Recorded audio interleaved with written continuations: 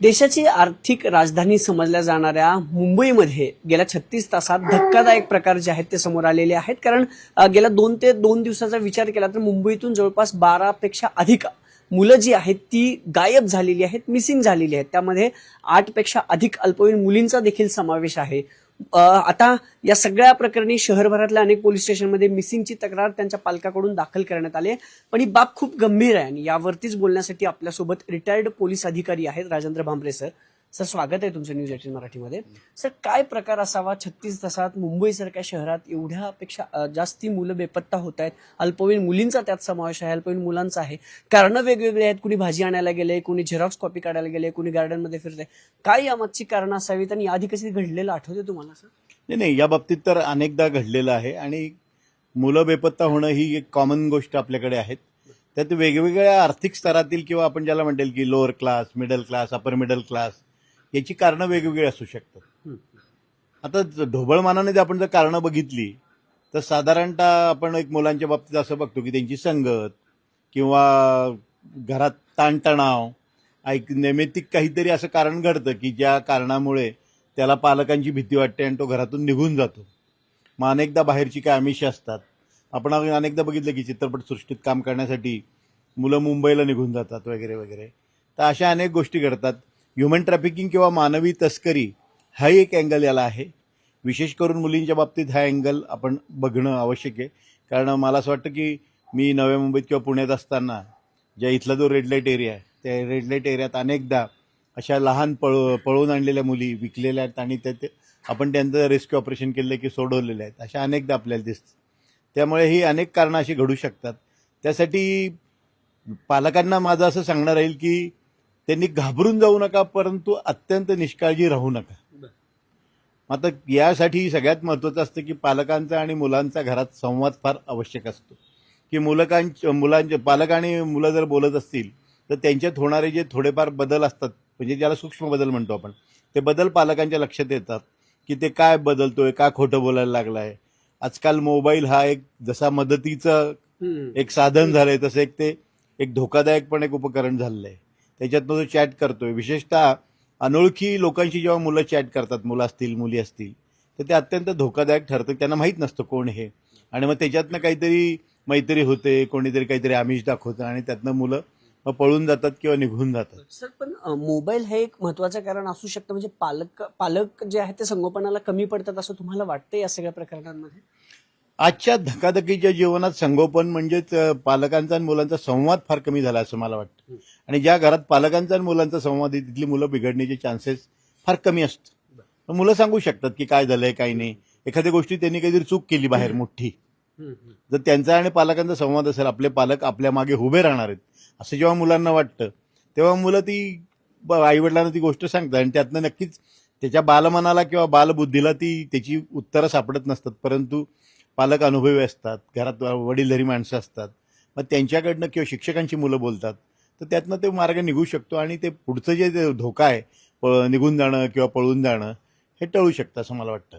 Sir, तुम्ही नवी मुंबईत काम केले, पुण्यात काम केले, त्याही वेळेस अशा घटना घडल्या होत्या, पण त्यावेळेस कुठेतरी मुलांसोबत कम्युनिकेशन होतं, पण एवढ्या मोठ्या प्रमाणात घटना घडत नव्हत्या. आता काय कारण असू शकाल आणि पालकाला काय सांगाल की कसं मुलांचं संगोपन करावं? कारण तुमच्याकडे आधी अशा बरेच केसेस आल्यात तुम्ही ऑन ड्युटी असताना, त्यावेळेस तुम्ही काय सांगत होता आणि आत्ताच्या पाल्यांना काय सांगावं असं तुम्हाला वाटतं? नाही, जे त्यावेळी सांगत होतो तेही आत्ताही सांगतोय, परंतु यात थोडासा असा फरक पडला की तुम्हाला मी म्हटलं की मोबाईलच्या एक याच्यात भर पडलंय.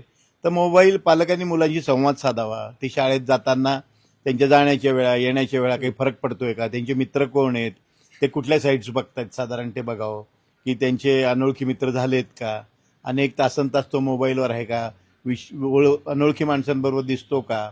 मग त्यासाठी मग सोसायटीत राहतील तर सोसायटीच्या चेअरमनला वगैरे सांगून तिथे CCTV बसवावे. म्हणजे तो कोणाबरोबर येतो, कोण सोडतो, जाताना त्याला कोणी घ्यायला येतं का, विशेषतः मुली असतील तर त्याबद्दल लक्ष दिलं पाहिजे. त्याच्यात जे येणारे धोके हॅझर्ड्स काय हे मुलांच्या लक्षात आणून दिलं पाहिजे. बालमन असतं, पौगंडावस्थेत मुलं असतात आणि पौगंडावस्थेतल्या मुलांना किंवा मुलींना हे कळत नसतं की आपल्या या कृत्यातनं काही धोका घडणार आहे.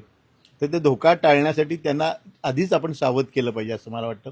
मग शाळेमध्ये असेल, शाळेलाही कंपल्शन करायला पाहिजे की आय कार्डवाला असेल तर त्याशिवाय शाळेत घेऊ नये, किंवा मुलांना वारंवार समजावून सांगितले पाहिजे की तुम्हाला कोणी आमचं नाव सांगून कोणी घ्यायला आलं असेल तर त्यांच्याबरोबर जाऊ नका.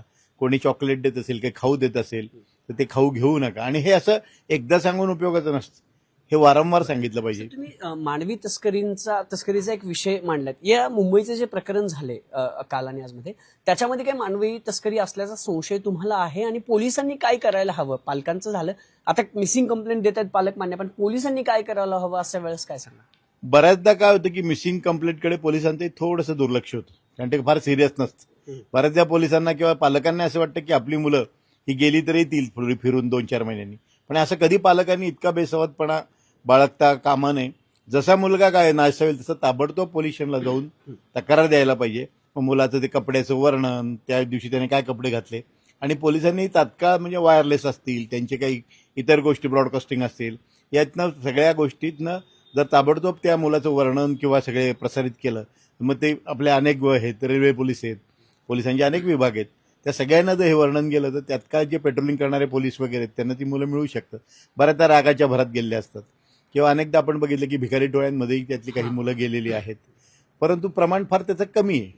आपल्याकडे तेवढं मानवी तस्करीचं नाही आहे. मानवी तस्करीत मुलांची मानवी तस्करी कमी होते, परंतु मुलींची होऊ शकते, कारण अशा अनेक घटना समोर आल्या आहेत की असं काही दिसते सर तुम्हाला? 8 अल्पवयीन मुली आहेत त्या, म्हणून हा प्रश्न. आता साधारणतः त्या असं तर म्हणजे आत्ता काही सांगू नाही शकत, परंतु असू शकतील, काही सांगता नाही येत, कारण आजच्या काळामध्ये काय घडेल याचं. म्हणून मी पालकांना माझं वारंवार सांगणं की तुम्ही एकदम असं ज्याला म्हणतील की निर्धास्त राहू नका, थोडंसं काळजी घ्या. राजेंद्र भांबरे सर आपल्यासोबत होते. नवी मुंबईत त्यांनी काम केले, पुण्यात त्यांनी काम केले, पण प्रश्न अजूनही तसेच आहेत. म्हणजे तेव्हाही अनेक अशा घटना घडल्यात आणि मुंबईत जे गेल्या 36 तासात 12पेक्षा अधिक मुलं गायब झालेत ना. पालकांसोबत संवाद मुलांचा कुठेतरी कमी होतोय. पोलीस या प्रकरणी गंभीर आहेत का, किंवा अशी प्रकरणं पुन्हा घडू नये म्हणून पालकांनी मिसिंगच्या तक्रारी देताना काय काय करायला हवं, किंवा मिसिंगची तक्रार तात्काळ द्यायला हवी आणि पोलिसांनी तेवढ्याच तत्परतेनं या सगळ्यांचा तपास करावा, असं राजेंद्र भांबरे सरांनी सांगितलेलं पाहायला मिळते. कॅमेरा पर्सन सचिन हंसाटेसह अभिजित पोते, न्यूज 18 मराठी, पुणे.